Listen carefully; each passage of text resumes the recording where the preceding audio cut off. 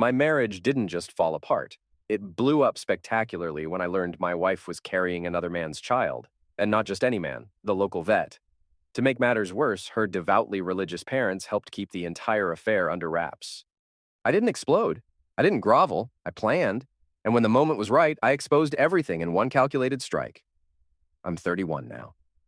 Becky and I had been husband and wife for 4 years. We first crossed paths back in college. I was wrapping up the final stretch of my business degree while she drifted between marketing courses and organizing campus events. I noticed her at a noisy pregame party. She kept stealing glances at our group, trying to play it cool. Eventually, she and her crew made their way over. With a textbook oops move, she bumped into me and spilled hard cider all over my favorite game day jersey. I just laughed it off and teased. "Looks like you just bought me dinner." She blushed like crazy, giggled, and apologized more times than I could count. She left with my number in her phone, and by that same evening, she'd already texted me. From there, we clicked fast. We spent hours talking, deep, open conversations. She told me about growing up under the strict rule of her church-obsessed parents.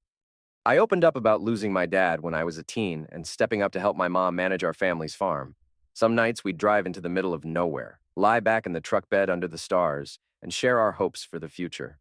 She used to sketch dream houses on napkins while I explained irrigation layouts and crop rotations. She always listened like it was the most fascinating thing in the world. 2 years into dating, I proposed by the lake she used to swim in as a kid.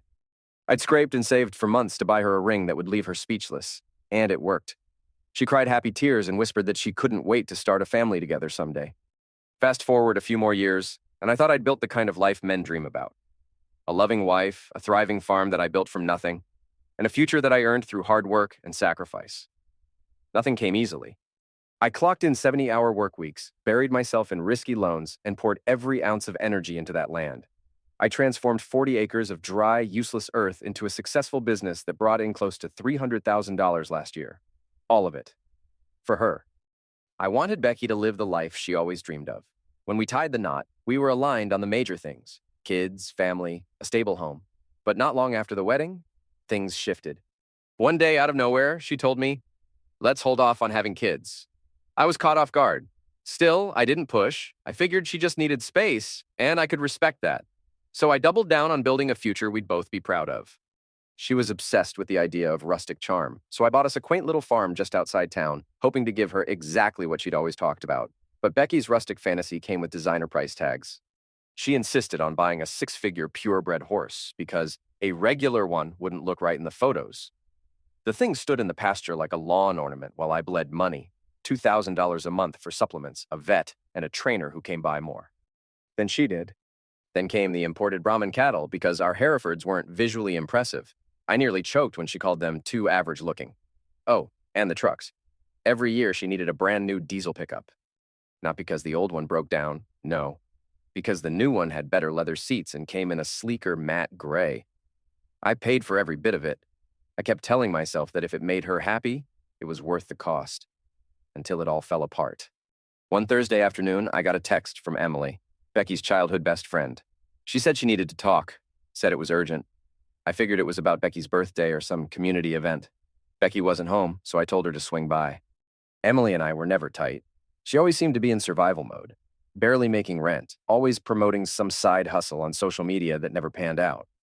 She worked as a vet tech during the week and bartended Friday and Saturday nights at a half-lit dive called the Rusty Nail just to scrape by.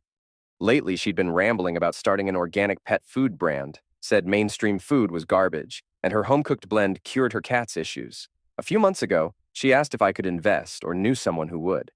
I said I'd think about it, but honestly, I never saw her as someone who could follow through. She had big ideas, but zero execution. When she arrived, she texted again to make sure Becky wasn't around. She walked in with this jittery energy, like she'd practiced what she was about to say. "Want something to drink?" I asked, trying to keep it light. "No, this'll just take a second," she replied, avoiding eye contact. She pulled a thick folder from her tote, dropped it on the table and said, "You deserve to know the truth." I thought it was a pitch deck or a loan request, but as I opened it, my world started to spin. Inside was a trove of betrayal, screenshots, photos, GPS logs, time-stamped videos, receipts. Becky had been sleeping with Dr. Jason Cooper, the town's charming vet. The same guy who'd charged me $5,000 last year for treating our horse's colic and mailed us a Christmas card featuring him, his picture-perfect wife Katie, and their golden retriever in matching sweaters. Katie, by the way, teaches Sunday school and chairs the church's charity board. All I could whisper was, "You've got to be kidding me," as I turned page after page. There were over 70 pages in that folder.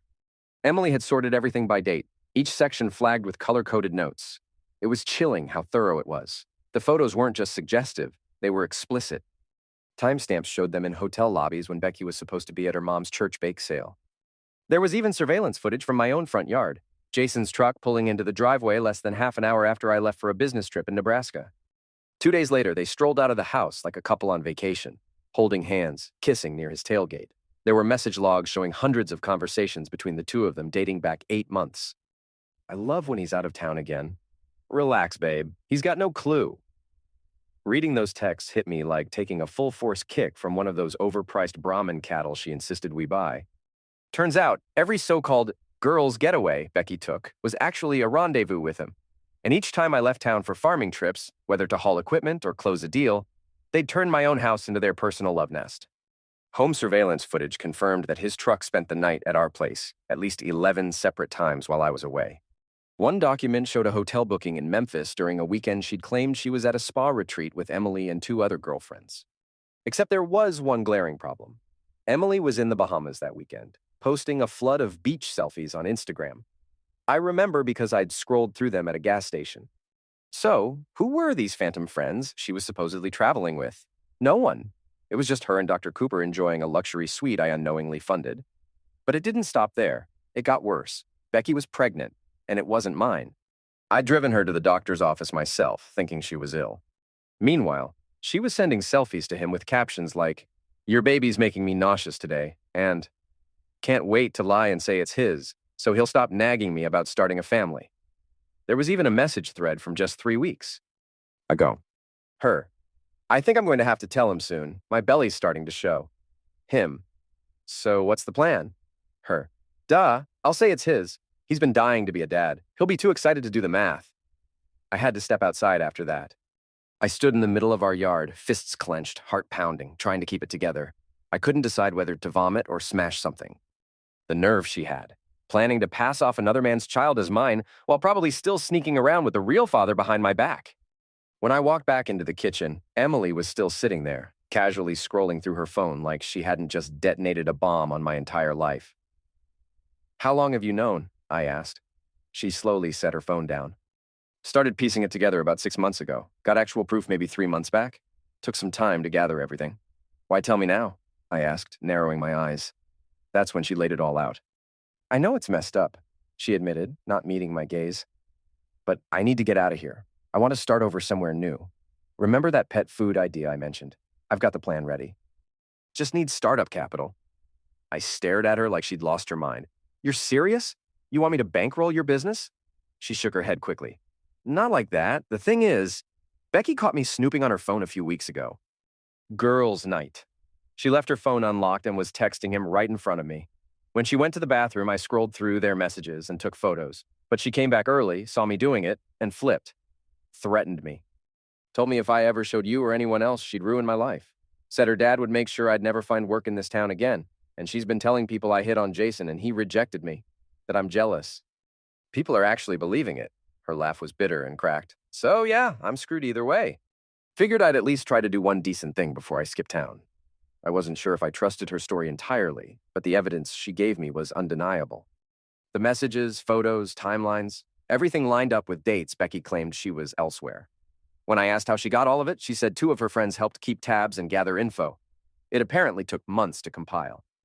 "So what are you looking for?" I asked. "A loan? An investment?" "Call it whatever you want," she said. 50 grand. The natural pet food market's exploding." "I've got everything ready. I just need someone who's willing to believe in the vision." And oddly enough, in that moment, I didn't hate her for asking. At least she was being honest, far more than Becky ever was. And whether it was selfish or not, bringing me this dossier spared me from wasting even more time raising a child that wasn't mine or staying with someone who thought I was blind and stupid. "Leave the business plan," I told her. "Let me take care of things on my end first. Then we'll talk." She gave a small nod, seemed relieved, and stood to leave. At the door, she glanced back. "For what it's worth, I always thought you were too good for her." Sure. I didn't buy the flattery, but fair's fair. She gave me the truth, and I settled my debts. I kept flipping through the evidence. They mocked me, literally laughed behind my back. There were full threads about how clueless I was, how hard I worked while they played house. They joked that all my new farm equipment just gave them more alone time because I was always distracted with work. They even laughed about the brand of tractor I bought. That's when I pulled up our joint bank records and started cross-checking dates. Over the past 8 months, more than $115,000 had been siphoned off. Withdrawals I didn't recognize, high-end jewelry purchases for pieces I'd never seen, rental charges for a luxury cabin upstate. And just when I thought I'd reached the bottom, I found something even more disgusting. Screenshots of Becky texting her parents, Pastor Robert and his perfect wife Susan, the holy couple, the spiritual pillars of the town. They had known everything. And they decided to help her hide it, just to preserve their saintly image. Pastor Robert isn't your average small-town preacher. He leads First Baptist, the county's largest congregation.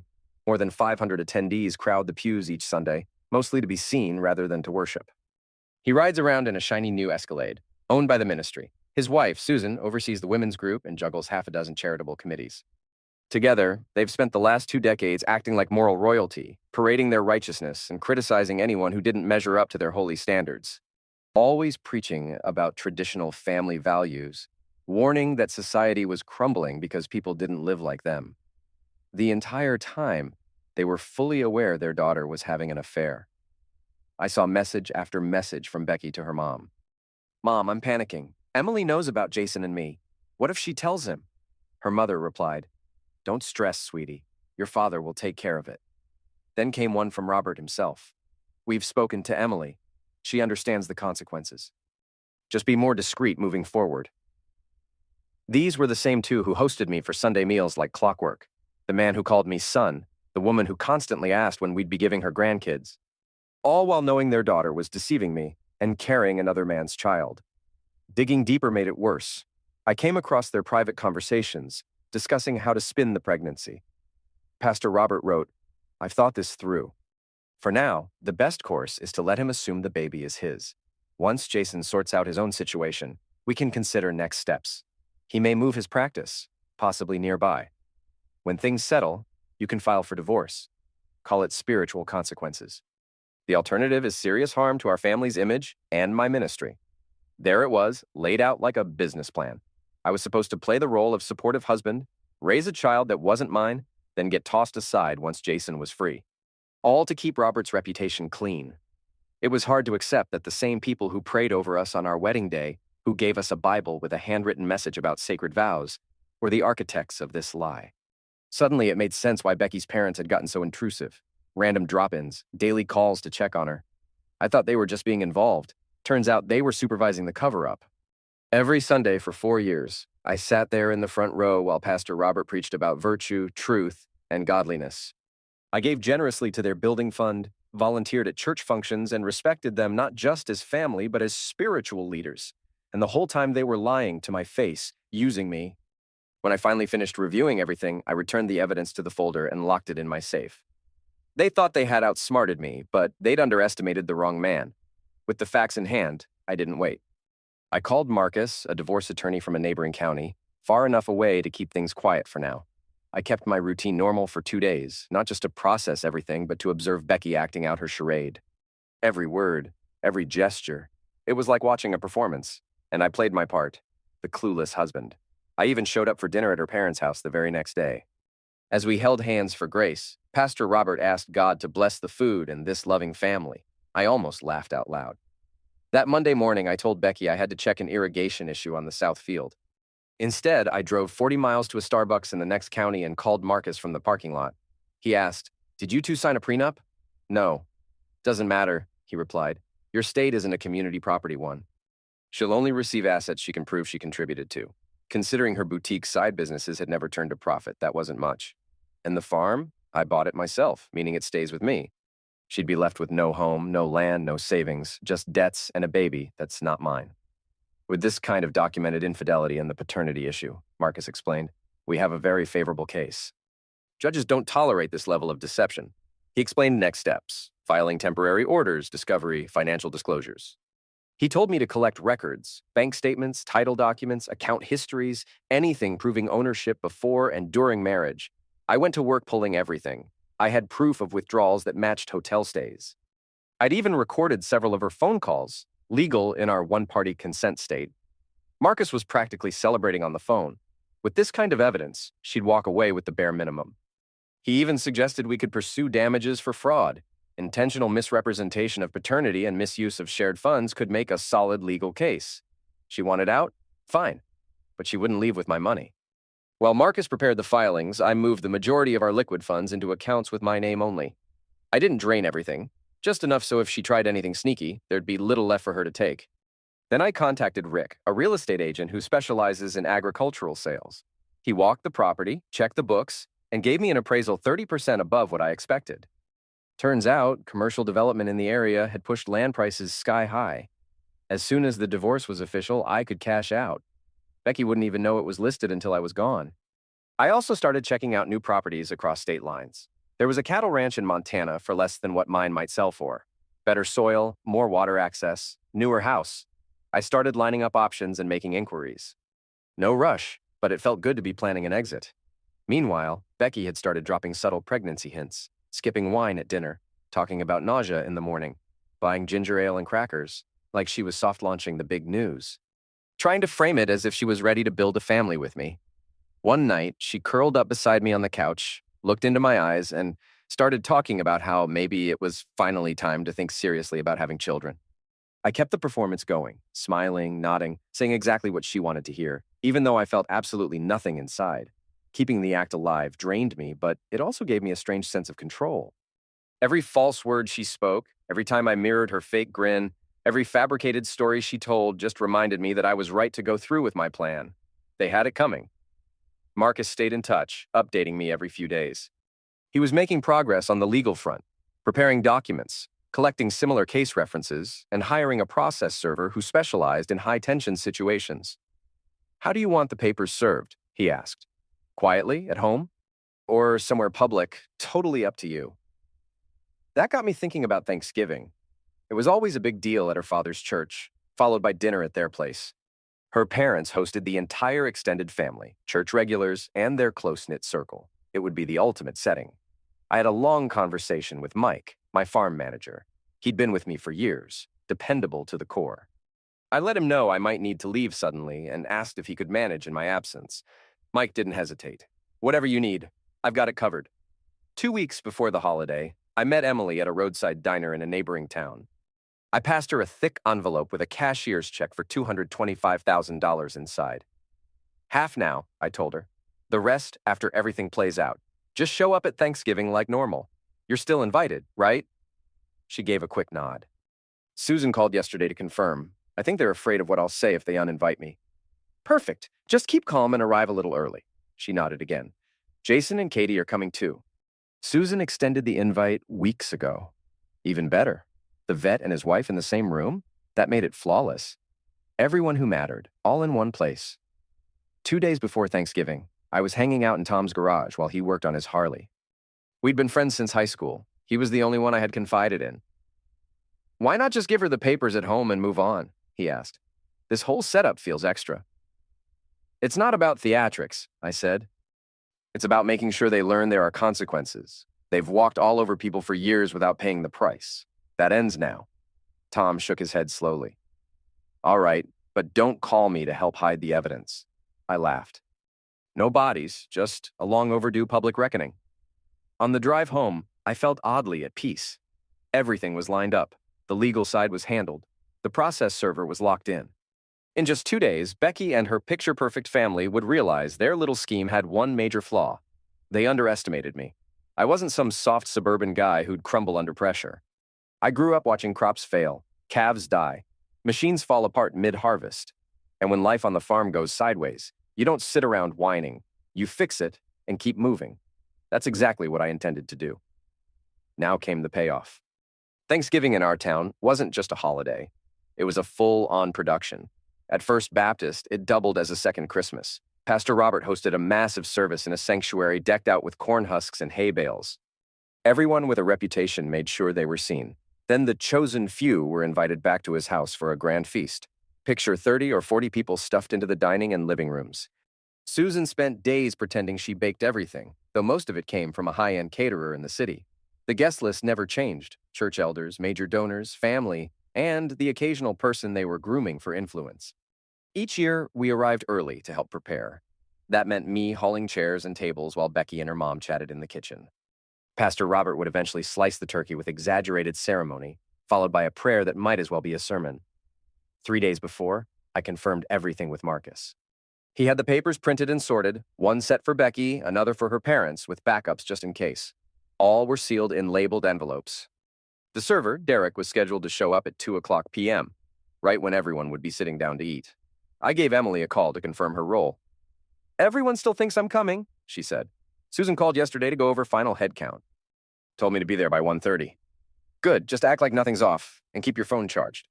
"You expecting me to do anything?" "Nope. But trust me, you're going to want to catch it on video." The day before the event, Becky buzzed around the kitchen acting busy, transferring bakery pies into our dishes to look homemade. "Can you swing by the cleaners and grab my dress?" she asked. "Also, we've got to leave by 8 a.m. tomorrow to help Mom get everything ready." "No problem," I said, taking the slip from her hand. "Anything else you can think of?" She paused. "Maybe grab some flowers for the table. Mom loves when we bring those." "You got it." I picked up her dress and went straight to the florist. I requested the most luxurious bouquet they had. When the clerk asked if I'd like to include a message, I shook my head. "No need. The flowers will deliver the message just fine." That evening, I packed a small bag with a few changes of clothes and a stash of cash, tucking it under the seat of my truck. I had a motel booked an hour out of town. Sleep didn't come easy. It felt like Christmas Eve as a kid, except instead of presents, I was about to drop a bomb on my cheating wife and her sanctimonious parents.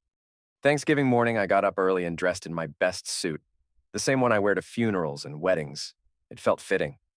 Becky spent extra time doing her makeup, curling her hair, and squeezing into a new dress that accentuated the small bump she assumed I hadn't noticed. The Thanksgiving church service was exactly what you'd expect. Overflowing attendance, standing room only. Nearly 600 people packed into pews. Pastor Robert launched into his usual holiday message about thankfulness and family, glancing at me repeatedly while preaching about marital devotion and the sacred bonds of trust between spouses. I nearly bit through my cheek trying not to laugh. "God sees beyond appearances," he boomed. "He knows our thoughts, our hearts. There's no hiding from his truth." Afterward came the typical lobby linger. Hugs, small talk, stiff handshakes. Pastor Robert moved through the crowd like he was running for office, glad-handing every major donor and pillar of the congregation. Susan fluttered around, passing out extra programs, reminding the hand-picked invitees about the post-service meal. I spotted Emily near the refreshments, eyes on her phone. She glanced up and gave me the smallest nod, a silent confirmation. Guests started arriving at the Johnsons' house just after 1. The familiar roster: senior church figures and spouses, Becky's brother and his family, her posh grandmother from the retirement complex, and the usual cousins. The newcomers this year included a recently relocated physician and his wife, plus a property developer rumored to be donating a parcel for a youth facility. By 1:45, the place was full. People sipped soda and sparkling cider, because good Baptists only drink privately. I kept checking my phone for Derek's text. At 1:55, it came. "In position. 5 minutes." I inhaled deeply and started moving people toward the dining area. "Pastor Robert would like to get started. Please find your place cards." Becky was seated beside me, visibly uneasy.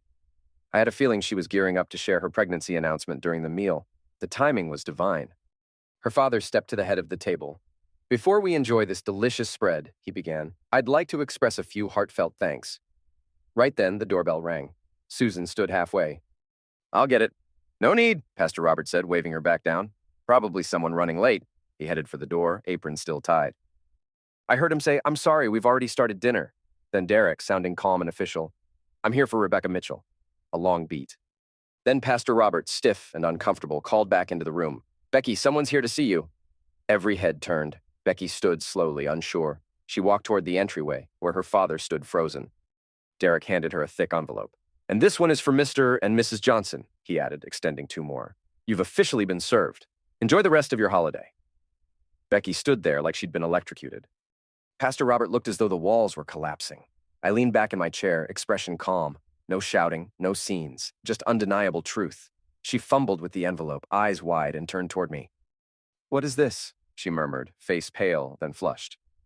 "In legal terms," I said, loud enough for the room to hear, It's a petition for divorce. Includes exhibits covering infidelity, paternity deception, and conspiracy to mislead. Extra sets for your parents. Their name too. Her father tore into his packet, eyes scanning frantically. Susan didn't move. She just stared at me like I'd transformed into something unrecognizable. I stood, made sure the room was watching, and played a video on my phone. Becky and Jason leaving a hotel, kissing in the parking lot. The date stamp? 2 months back, when she claimed she was in Cincinnati for a marketing summit. I've got 6 hours of this, I said, rotating the phone for nearby guests to see. Plus full message threads, financial records, and I'll be requesting a DNA test for that child she's carrying. Spoiler, it's not mine. That's when Katie shot up. Excuse me, what baby? Jason, what's he talking about? Jason looked physically ill. I can explain. Explain what? I cut in. That you've been sneaking around with my wife? That the baby's yours? That your little affair had help from her family? Pastor Robert tried to recover. This is outrageous. You barge into our home with these accusations. I laughed, genuinely amused.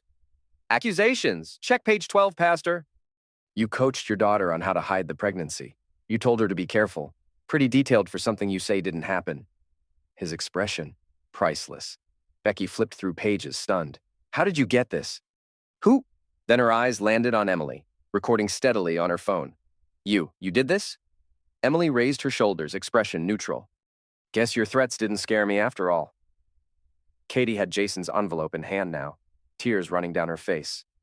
6 months? She whispered. You've been doing this for 6 months? She turned toward Becky, who wouldn't lift her head. Other guests began shifting uncomfortably, some already edging toward the exit. I gave it a beat, then stood. Happy Thanksgiving, everyone. Becky, I'd wish you and your kid well, but I'd be lying. And to the rest of you, maybe next time don't lie for people who don't deserve it. Especially you, Pastor. Isn't bearing false witness one of your top 10? I turned and walked out. Never looked back. I didn't need to. Behind me, voices rose. Katie screaming at Jason. Pastor Robert trying to regain control. Susan crying. Something clattered to the ground. I headed straight to my truck.